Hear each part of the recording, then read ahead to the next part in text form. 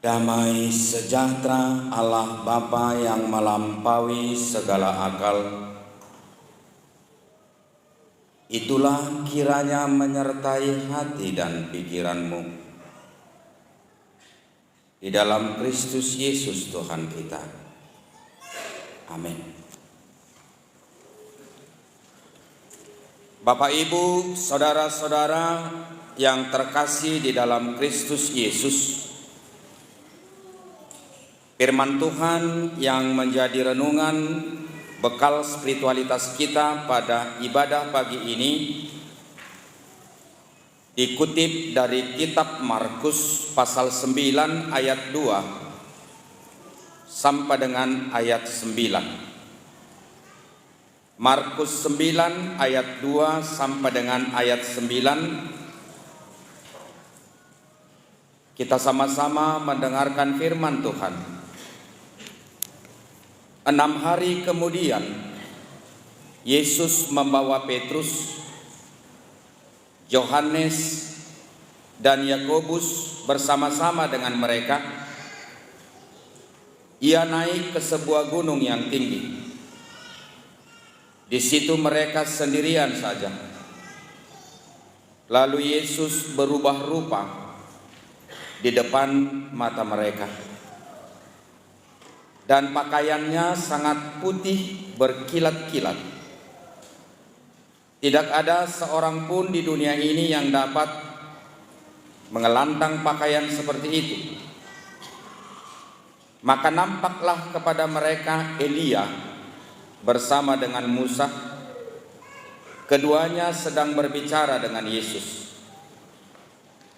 Kata Petrus kepada Yesus, "Rabi, betapa bahagianya kami berada di tempat ini. Baiklah kami dirikan 3 kemah, 1 untuk engkau, 1 untuk Musa, dan 1 untuk Elia." Ia berkata demikian sebab tidak tahu apa yang harus dikatakannya, karena mereka sangat ketakutan. Maka datanglah awan menaungi mereka, dan dari dalam awan itu terdengar suara, "Inilah anak yang kukasihi, dengarkanlah dia." Dan sekonyong-konyong waktu mereka memandang sekeliling mereka, mereka tidak melihat seorang pun lagi bersama mereka, kecuali Yesus seorang diri. Pada waktu mereka turun dari gunung itu, Yesus berpesan kepada mereka supaya mereka jangan menceritakan kepada seorang pun apa yang telah mereka lihat itu, sebelum Anak Manusia bangkit dari antara orang mati. Bapak, Ibu, saudara-saudara, demikian firman Tuhan.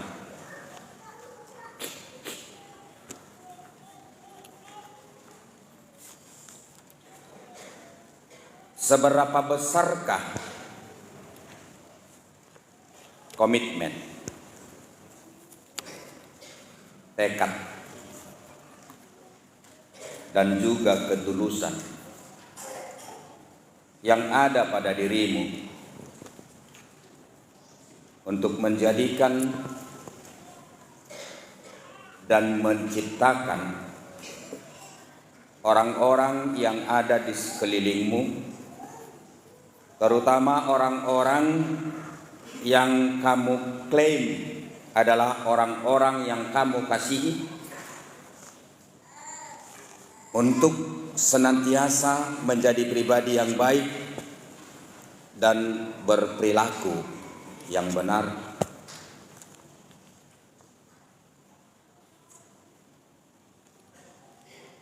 Maukah engkau melakukan hal itu ketika engkau sendirian dan ditinggalkan oleh orang banyak? Maukah engkau tetap melakukan hal itu ketika banyak orang lain menentang, bahkan menjerat, menawan dirimu agar engkau berhenti untuk melakukan hal tersebut? Maukah engkau tetap membangkitkan semangat komitmen yang ada pada dirimu ketika berbagai tantangan begitu ada di hadapanmu? Yang terkadang Bapak Ibu Saudara-saudara tidak bisa dipungkiri bisa menjadikan diri kita merasa jenuh dan letih untuk melakukan kebaikan itu. Namun bisakah engkau tetap melakukan hal itu? Ini yang menjadi persoalan.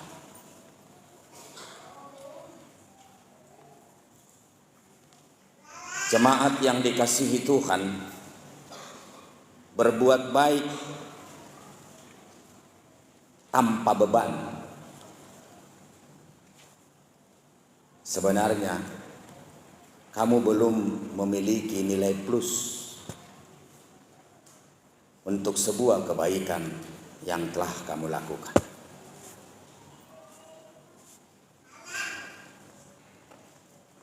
Sebab berbuat baik tanpa tantangan, tanpa ketenangan, justru nilai daripada kebaikan tersebut jauh melebihi daripada nilai kebaikan itu sendiri. Sebab berbuat baik dalam ketenangan, dalam kenyamanan, dalam situasi yang berkecukupan, hal itu soal biasa. Tetapi orang yang senantiasa komit melakukan perbuatan baik, walau dalam kondisi hidup yang sangat terbatas, tidak pernah berkecukupan, tapi dia komit selalu melakukan perbuatan baik tersebut. Itu yang sangat luar biasa. Bapak Ibu Saudara-saudara yang terkasih dalam Yesus Kristus, Yesus bukanlah seorang nabi yang hanya menghantarkan kita untuk percaya tentang sorga. Tetapi dia adalah seorang nabi yang bertanggung jawab untuk menjadikan diri kita menjadi orang baik dan senantiasa komit melakukan kebaikan dalam situasi dan kondisi yang bagaimanapun. Buat apa Yesus menyediakan sorga? Buat apa Yesus mengajak orang ramai-ramai ke sorga, sementara dia tidak berhasil menjadikan kita menjadi pribadi yang baik? Sorga akan kosong.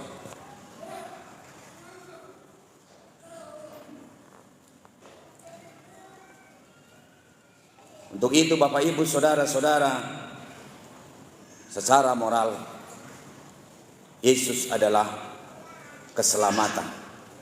Yesus adalah nabi yang bertanggung jawab untuk membimbing, untuk mendampingi, untuk memotivasi seluruh umat manusia yang kenal dengan dirinya, yang mengikut dirinya,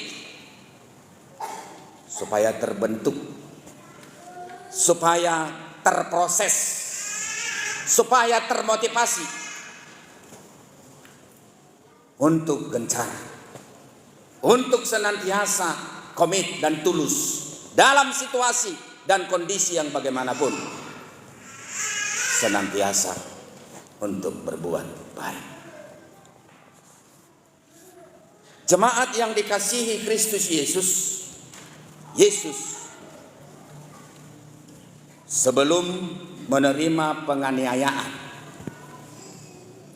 sebelum menerima segala sifat dan karakter kedengkian, kebencian, dan itu adalah merupakan buah daripada dosa, yang telah merasuki keberadaan umat manusia di Golgota.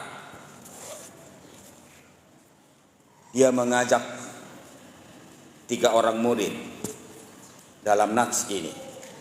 Siapakah ketiga murid itu? Petrus, Yohanes, Yakobus. Mungkin kita bertanya, kenapa tidak semua? Kenapa tidak ke-12 murid itu dia ajak ke situ? Dalam nats ini nama gunung yang tertinggi itu tidak disebutkan. Tapi literatur memberikan jawaban, kemungkinan gunung itu adalah Gunung Tabor atau bisa saja Gunung Hebron. Tapi dominan para ahli teolog mengidentikan kejadian ini kepada Gunung Tabor yang sangat tinggi ketika itu, dikenal di lokasi tersebut. Apa yang dilakukan Yesus di gunung tersebut? Intinya sebenarnya mereka pergi ke sana mau berdoa.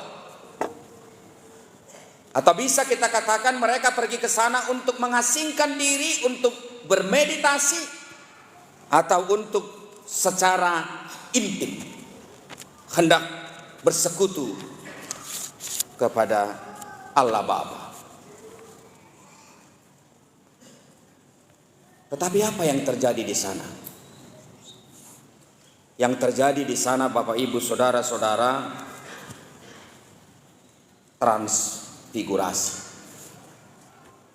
Jadi transfigurasi itu artinya trans lewat figur. Tahu artinya kan? Figur kita sendiri. Transfigurasi itu adalah Yesus di sana menunjukkan diri dengan wajah yang berubah. Yesus di sana menunjukkan dirinya dengan kemuliaan yang besar, marpahean nasaksa. Dia memakai jubah putih yang begitu luar biasa putih. Siapapun tukang cuci, siapapun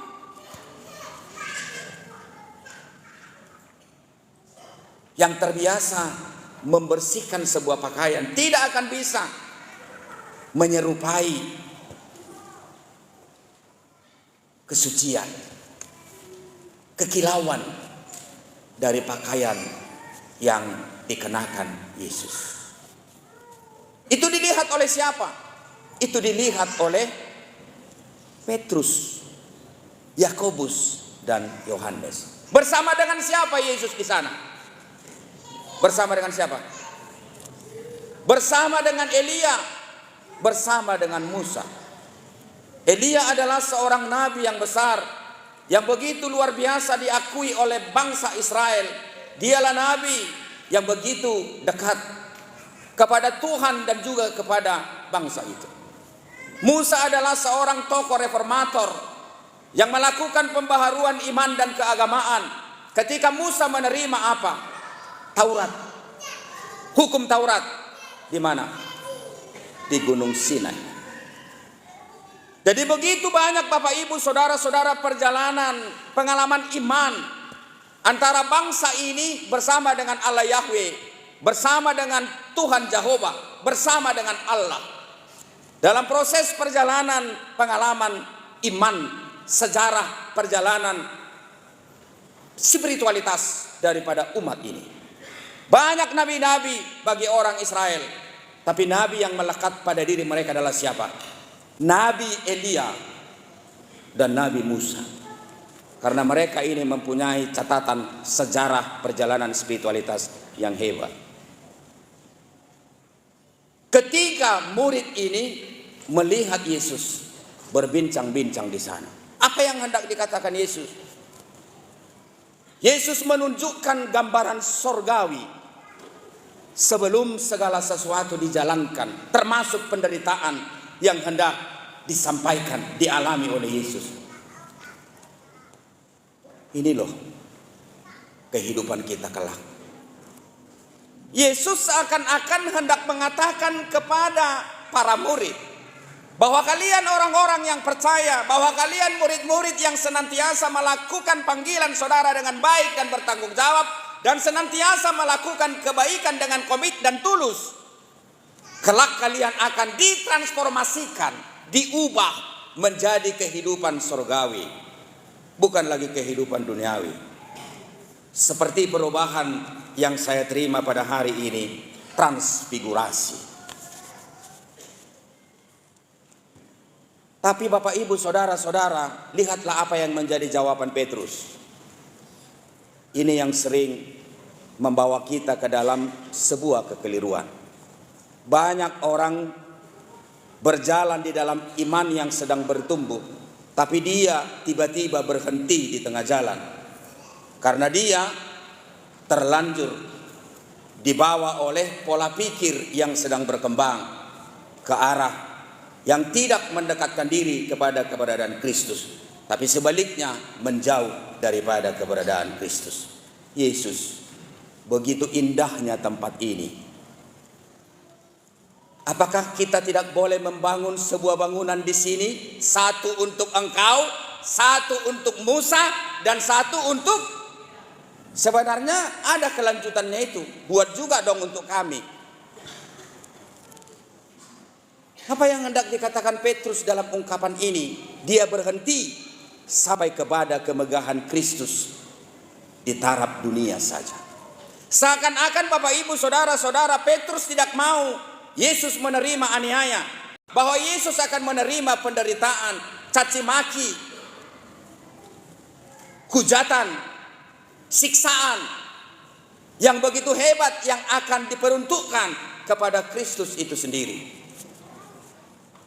Lalu ketika pola pikir itu dituangkan dengan ungkapan, dengan menjanjikan sebuah istana yang begitu luar biasa kepada Yesus, lalu Allah memproklamasikan keberadaan daripada anaknya kembali. Inilah anak yang paling kukasihi, dan patuh dan tunduklah terhadap dirinya.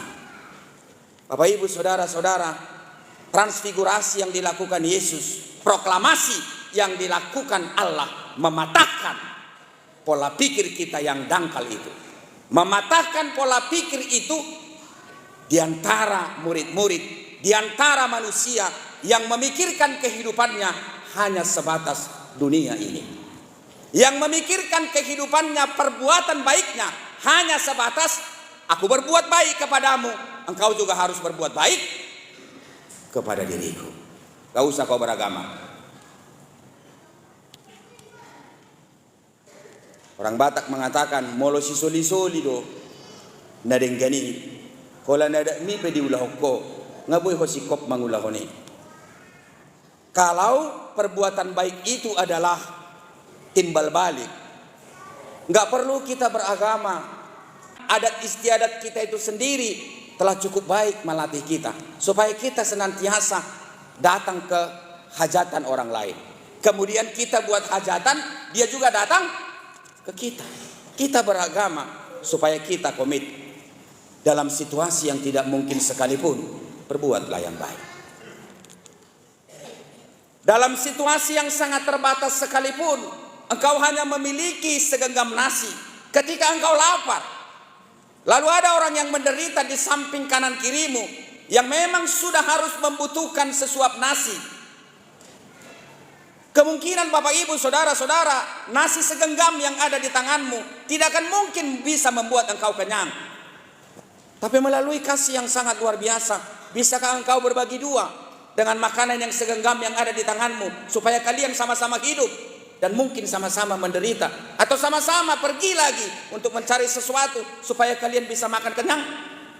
Demikianlah Yesus mendampingi ketiga murid ini.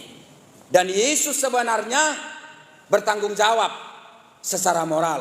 Dan dia hendak mengatakan, saya bukan hanya memberitahukan keselamatan untuk kalian. Saya bukan hanya memberitakan tentang surga kepada kalian. Tapi kalian perlu berbuat baik. Tapi kalian perlu memiliki pemikiran yang sehat.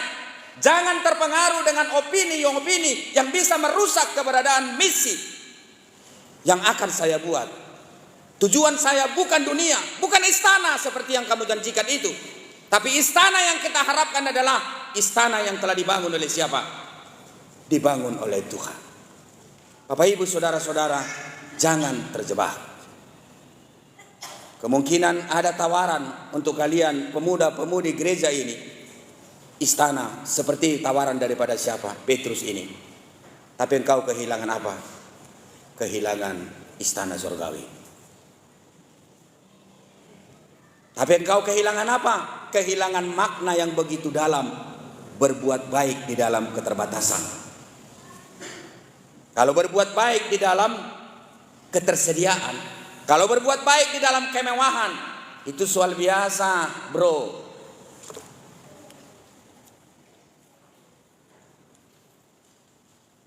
Tapi ketika keberadaan Yesus ini terancam, justru dia punya kesempatan membawa ketiga murid ini, supaya dia benar-benar mengarahkan pola pikir daripada ketiga murid ini yang diyakini oleh Yesus sebagai perwakilan untuk ke-12 murid. Dan ke-12 murid ini akan menjadi orang-orang yang boleh Tuhan pakai, Yesus pakai untuk memberitakan kebenaran yang sesungguhnya.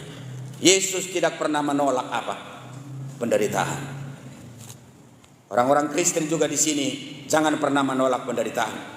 Ketika penderitaan itu Tuhan tahu bisa membuat engkau semakin baik, hantam, terima.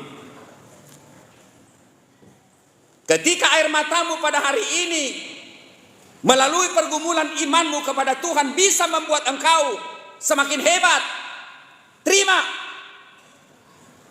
syukuri. Itu enaknya Bapak Ibu Saudara-saudara. Kemungkinan adik-adik saya di sini ada yang sedang berjalan di tahap itu, ada yang sedang kuliah di sini.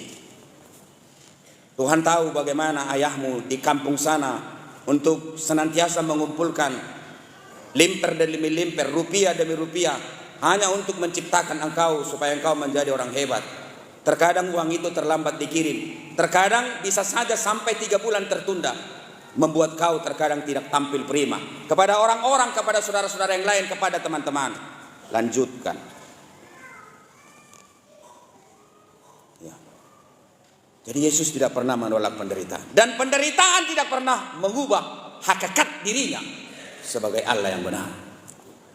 Penderitaan yang ada pada dirinya tidak mengubah cinta kasihnya. Ini yang paling kita nikmati. Jadi ada pemahaman daripada murid itu, nggak usahlah Yesus, kamu kan bisa menolak itu semua, kenapa mesti begini? Apakah memang kami ini harus engkau tinggalkan sendiri? Ketika kami engkau tinggalkan sendiri, bagaimana mungkin kami bisa termotivasi untuk melakukan yang baik? Apa nggak bisa ada negosiasi untuk Allah yang menyuruh engkau, supaya engkau tidak tersalib, supaya engkau tidak teraniaya, supaya engkau tidak menderita? Enyahlah engkau iblis. Itu yang dikatakan Yesus kepada Petrus di Natsai. Enyahlah engkau Petrus, sebab engkau tidak tahu apa yang direncanakan oleh Tuhan terhadap dirimu. Kemungkinan ada orang lain yang berkata seperti itu kepada kita. Lihat tuh, gimana sakitnya kehidupan dia itu sekarang. Kemungkinan ada orang lain diam-diam berkata seperti itu kepadamu, tapi sebenarnya kau sedang sekolah pada saat itu. Kau sedang sekolah. Tidak lama lagi Tuhan akan memberikan gelar yang terbaik bagi dirimu. Tuhan akan memberikan apa? Mahkota yang begitu mahal yang dia tidak pernah terima. Orang-orang yang mengejek dirimu, atau orang-orang yang menganggap kecil dirimu, orang-orang yang menganggap dirimu sampah, orang-orang yang menganggap dirimu tidak bermanfaat dan tidak berguna. Ya, Bapak Ibu Saudara-saudara, itu iman, itu kepercayaan, itu Yesus. Jadi jangan kita itu berharap ketika kita mengikut Yesus semuanya tersedia, fasilitas lengkap-lengkip, lalu melalui ketersediaan fasilitas itu, kelengkap-lengkipan itu, buat kebaikan. Atau hidup kita ini menjadi pribadi yang berkualitas dan teruji. Itu semua telah Tuhan sediakan bagi kita. Menderita dulu, berakit-rakit ke hulu, berenang-renang ke tepian, bersakit-sakit dahulu, senang kemudian. Bapak Ibu Saudara-saudara, inilah yang sangat luar biasa cara Yesus melatih para murid itu untuk menghargai kebaikan. Nah, untuk Bapak dan Ibu di sini, Terkadang memang berbuat baik itu nggak gampang. Apalagi ketika kita selalu berbuat baik dan perbuatan baik itu tidak pernah dihargai orang lain. Itu menyakitkan. Menyakitkan itu. Tapi ingatlah, anakmu sendiri, orang yang sudah menjadi darah dagingmu, belum tentu mengerti akan kebaikan yang kamu buat sama dia. Belum tentu. Apalagi orang lain. Jadi untuk itu Bapak Ibu Saudara-saudara, berbuat baik itu tidak gampang. Berbuat baik itu komit dan tulus, hanya boleh menirukan keberadaan Kristus yang senantiasa berbuat baik. Mendampingi orang-orang dengan komit, mendampingi anak-anak dengan komit, mendampingi para murid dengan komit, mendampingi para jemaat dengan komit, mendampingi anak cucu dengan komit, dan juga dengan ketulusan. Sekalipun dalam kondisi yang tidak mungkin, sekalipun dalam kondisi yang tidak mapan, sekalipun dalam kondisi yang tidak berkecukupan, tetapi dalam keterbatasan, oleh cinta kasih yang sangat luar biasa, dirimu sendiri pun engkau harus persembahkan. Engkau harus berikan itu kepada orang-orang yang kamu harapkan. Kalaupun dengan cara itu dia menjadi baik, lakukanlah. Yesus menyerahkan nyawanya kepada dunia ini supaya dunia menjadi baik, supaya penghuni surga itu ramai di waktu yang akan datang. Amin. Kita berdoa. Bapa dalam surga, terima kasih Tuhan untuk firman-Mu yang luar biasa pada pagi hari ini. Ketika Engkau bertransfigurasi, menunjukkan keberadaan wajah keilahian-Mu, tempat yang Engkau janjikan terhadap diri kami sebagai orang-orang yang percaya. Engkau bersama Musa, Engkau bersama Elia, dan Engkau hendak mengatakan Engkau jauh lebih mulia dari Musa, jauh lebih mulia dari Elia, nabi, tokoh yang sangat luar biasa, yang memiliki catatan sejarah spiritualitas untuk bangsa ini. Engkau berbincang-bincang di sorga, sorga yang Engkau transfigurasikan terhadap diri kami, terhadap perwakilan murid Petrus, Yakobus, Yohanes. Bapa dalam surga, bisakah kami membayangkan keberadaan surga itu di dalam diri kami yang terkadang menerima tekanan, yang terkadang menerima aniaya, yang terkadang menerima penderitaan demi mahalnya sebuah kebaikan. Itu bisa kami rasakan sebagai orang tua yang terkadang anak kami sendiri pun tidak mengerti siapa kami, tidak tahu akan dalamnya cinta kasih yang ada pada diri kami, tidak tahu akan kebesaran pengorbanan yang ada pada diri kami sebagai orang tua yang berkomitmen untuk menjadikan mereka anak-anak yang tangguh, mampu berkompetisi dan menjadi pemenang. Bapa dalam sorga, banyak hamba-hambamu yang percaya terhadap dirimu menangis pada hari ini demi melakukan kebaikan, demi mengerti akan arti dan makna kebaikan itu sendiri. Terima kasih Kristus.